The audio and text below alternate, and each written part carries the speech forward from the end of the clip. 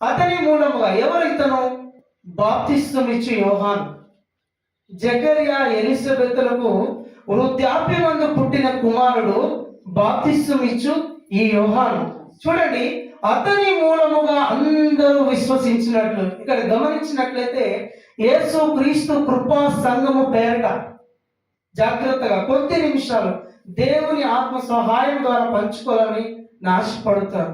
యేసు క్రీస్తు కృపా సంఘం యొక్క సహవాసము ద్వారా, సేవకుని ద్వారా మనం అందరూ ఏమంట సేవకునిలో నుండి ప్రకాశిస్తున్న దేవుని వాక్యపు వెలుగులో మనం జీవిస్తున్నామంట. హల్లెలూయా.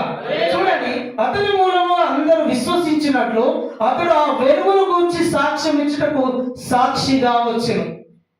నిజంగా మన కోసం ఏర్పరచబడిన దైవజనులు వంశయ్య గారు నిజంగా అక్కడక్కడ ప్రార్థన చేస్తున్నప్పుడు, గురుకుడిలో పాల్గొన్నప్పుడు, ఆరాధన జరిగిస్తున్నప్పుడు నిజంగా దేవుని కొరకు ఒక సాక్షిగా ఇప్పుడు ప్రార్థన చేసి ఉన్నారు దైవజనులు. నిజంగా ప్రభు, అనేక మందికి నన్ను ఈ విధంగా నిలిపి ఉన్నావు, నీ సాక్షిగా నన్ను బ్రతికించి ఉన్నావు.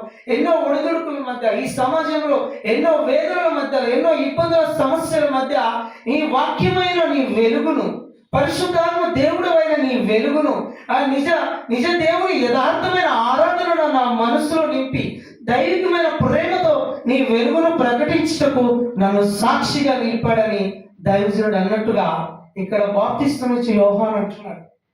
ఇదే బాప్తిస్మమిచ్చు యోహాను గురించి రాయబడింది. సమయం లేదు కనుక స్త్రీలు కనిన వారిలో యోహాను కంటే శ్రేష్ఠుడు లేని రాయబడింది. ఒకసారి గమనించినట్లయితే ప్రియ దేవుని సంగమా, యోహాను మందిరం కట్టలేదు, యోహాను ప్రజల్ని మందిరానికి నడిపించలేదు, యోహాను అద్భుతాలు చేయలేదు, యోహాను సూచక్రియలు చేయలేదు, యోహాను మహత్కార్యములు చేయలేదు. కానీ ప్రభు నోట నుండి స్వయంగా పరిశుద్ధాత్మ దేవుడు పలికిన మాట, స్త్రీలు కనిన వారిలో యోహాను కంటే శ్రేష్ఠుడు లేనంట.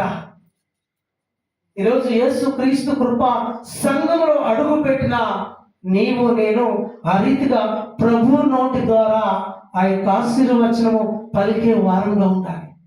యోహాను గారట ఆ వెలుగు గురించి ప్రకటించుకు సాక్షిగా వచ్చాడట.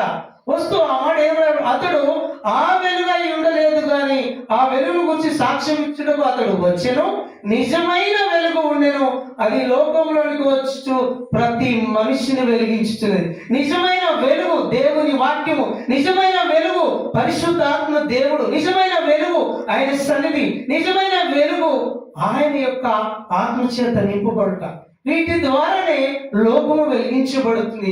వీటి ద్వారానే మనిషి హృదయంలో కలిగి ఉన్న ప్రతి పాపాన్ని, ప్రతి చీకటి కోణాన్ని ఆ వెలుగైన యేసు క్రీస్తు ప్రభుల వారు తుడిచివేయటకు ఈ రాత్రికాల సమయంలో ఆయన నీ కొరకు సిద్ధముగా ఉండడు. చూడండి, 10వ వచనం ఏమంటున్నాడే, ఆయన లోకములో ఉండెను, లోకం ఆయన మూలముగా కలిగను కానీ లోకం ఆయనను తెలుసుకోలేదు. చూడండి, ఆయన అంట లోకంలోనే ఉన్నాడంట కానీ లోకం ఆయనని తెలుసుకోలేదు. అందుకే యోహాను మాట్లాడుతున్నాడు, ఏమంటాడు తెలుసా? వెలుగును గురించి సాక్ష్యం ఇచ్చుటకు. గమనించండి, ఆ రోజులలో ఆ ప్రాంతంలోనంట, ఆ దేశంలోంట ఆ యోహాను గారంట అక్కడ యోర్దాను నదిలో బాప్తిస్మం ఇచ్చినప్పుడు సర్ప సంతానమా రాబో ఉగ్రతను తప్పించుటకు ఎవరు లేరు కనుక బాప్తిస్మం పొందారు. మారు మనస్సు నిమిత్తమే బాప్తిస్మం ఇచ్చాడంట యోహాను. ఎందుకు తెలుసా? యేసు క్రీస్తు ప్రభు ఆత్మ దాహం ఏంటంటే అనేక ఆత్మలను రక్షణ పొందిన నీవు నేను దేవుని సన్నిధికి నడిపించాలి. దేవుడు నీకు ఇచ్చిన తలాంతము పాట ద్వారా కానీ, ఆరాధన ద్వారా కానీ, వాక్యము ద్వారా కానీ, ప్రార్థన ద్వారా కానీ దేవుడు వెలుగైన ఆ దేవుని సాక్షిగా నీవు నేను బ్రతుకుతూ ఆ సర్వోన్నతుడైన వాక్యపు వెలుగులోకి అనేకులు మనం నడిపించాలి. ఆ వెలుగులో వచ్చి సాక్ష్యం ఇచ్చి ఉన్నాడంట. అతని వెలుగులో అనేక మంది ప్రజలు జీవించుటకు ఇష్టపడ్డారట.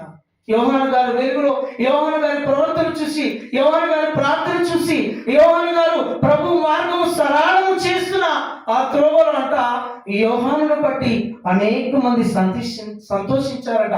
చరిత్ర చెప్తుంది, యోహానును బట్టి అందరూ ఆనందించారట. ఎందుకంటే ప్రభు మార్గము సరళం చేసిన వ్యక్తి ఆయన. చూడండి, వాక్యం ఉంటున్న స్నేహితుడా, దేవుని వాక్యం సెలవిస్తుంది, అనుక్ష